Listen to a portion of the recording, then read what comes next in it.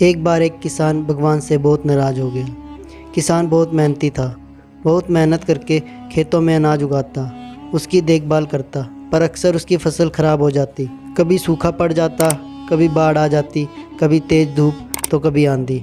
कोई ना कोई कारण बन ही जाता उसकी फसल खराब होने की। एक दिन वह किसान गुस्से में आसमान की ओर देखता, भगवान से कहता, हे ईश्वर, आपको लोगों का सर्वज्ञता मानते हैं कि आप सब जानते हैं। कहते हैं कि आपकी इच्छा के बिना एक भी पत्ता नहीं हिलता, पर मुझे लगता है आप छोटी छोटी बात भी जानते हैं। आपको तो ये भी नहीं पता कि खेती बाड़ी कैसे करते हैं। अगर आप जानते होते तो हर समय जो बाढ़, आंधी और तूफान आते हैं वो कभी नहीं आते। आप नहीं जानते कि कितना नुकसान उठाना पड़ता है हम किसानों को।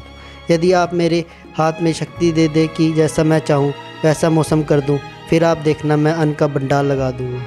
भगवान किसान के तीखे वाक्य सुनकर मुस्कुरा रहे थे और वह किसान के आगे प्रकट होकर बोले, मैं आज से तुम्हें यह शक्ति देता हूँ कि तुम अपनी खेतों पर तुम्हारी जैसी इच्छा तुम वैसा मौसम कर दोगे।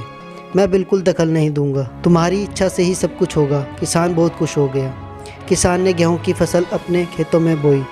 जब उसे लगा कि खेतों में धूप चाहिए तो खेतों में धूप मिले। आंधी, तूफान, बाढ़ कुछ भी उसने अपने खेतों पे आने नहीं दिया। किसान के खेत में इस वर्ष ऐसी फसल हुई जो कभी नहीं हुई थी। हरी भरी लहराती फसल। मन ही मन वो बहुत खुश हो गया और सोचने लगा, अब सबूत के साथ दिखाऊंगा भगवान को कि इसे कहते हैं शक्ति का सही उपयोग। मेरी सफलता देखते हुए उन्हें अपने नियमों को जरूर बदलना पड़ेगा। कुछ दिन गुजर गए, फसल कटने को तैयार हो गई। किसान बहुत उत्सुकता के साथ फसल को काटने लगा। जैसे ही उसकी नज़र गेहूं की बालियों पर गई तो उसने अपना सर पीट लिया और वह रोने लगा। गेहूं की एक भी बाली के अंदर गेहूं का दाना नहीं था। सारी बालियां अंदर से खाली थी। किसान बहुत दुखी हो गया। उसने भगवान को रोते हुए फिर पुकारा, हे प्रभु, तुमने ये मेरे साथ क्या किया? क्या तुमने मुझे कोई सज़ा दी? भगवान बोले, पुत्र, ये तो होना ही था। तुमने पौधों को संघर्ष करने का मौका ही कहाँ दिया। ना तो तुमने उसे आंधियों से जूझने दिया, ना तेज बारिश से सहने दिया, नहीं धूप में तड़पने दिया। एक भी चुनौती का सामना तुमने उन्हें नहीं करने दिया। इसलिए सारे पौधे अंदर से खोखले रह गए। जब आंधी, तूफान, तेज बारिश और धूप पड़ती तभी ये पौधा अपने अस्तित्व को बचाने के लिए संघर्ष करता और इसी संघर्ष से एक बल पैदा होता जिससे शक्ति होती, ऊर्जा होती। और यही ऊर्जा पूती तेरे गेहूं के दानों की तरह जो पूरी फूटी, तूने उन्हें कठिन परिस्थितियों से गुजरने ही नहीं दिया। जहाँ उसके अस्तित्व का जन्म होता, सारी बालियाँ इसलिए खाली है।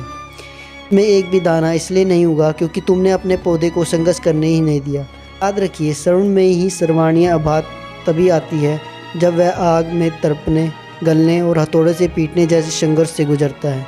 कोयले का टुकड़ा हीरा तभी बनता है जब वह उच्च दाब और उच्च ताप की मुश्किल परिस्थितियों से गुजरता है। इसी तरह यदि हमारी ज़िंदगी में कोई संघर्ष ही ना हो और कोई चुनौती ही ना हो तो हम भी गेहूं की बालियों की तरह खोखले रह जाएंगे। कोई अस्तित्व नहीं होगा हमारा। विपरीत परिस्थितियाँ, चुनौतियाँ, समस्याएं हमें और अधिक निखारती है। यदि जीवन में परिस्थितियाँ और चुनौतियाँ आए तो घबराना मत, बल्कि सामना करना। विश्वास करना कि आप और अधिक निखर जाओगे और अधिक मजबूत बन जाओगे। किसी ने कितना सही कहा है, जिंदगी जीना आसान नहीं होता, बिना संघर्ष कोई महान नहीं होता। जब तक ना पड़े हथौड़े की चोट तब तक पत्थर भी भगवान नहीं होता। धन्यवाद। हेलो दोस्तों, तो कैसी लगी हमारी मोटिवेशन स्टोरी? ऐसी स्टोरी सुनने के लिए हमारे चैनल AR मोटिवेशन को लाइक, शेयर और सब्सक्राइब करें और साथ में ही बेल आइकन को भी दबा दें, जिससे कि हमारी आने वाली स्टोरी आपके पास पहुंच सके। धन्यवाद।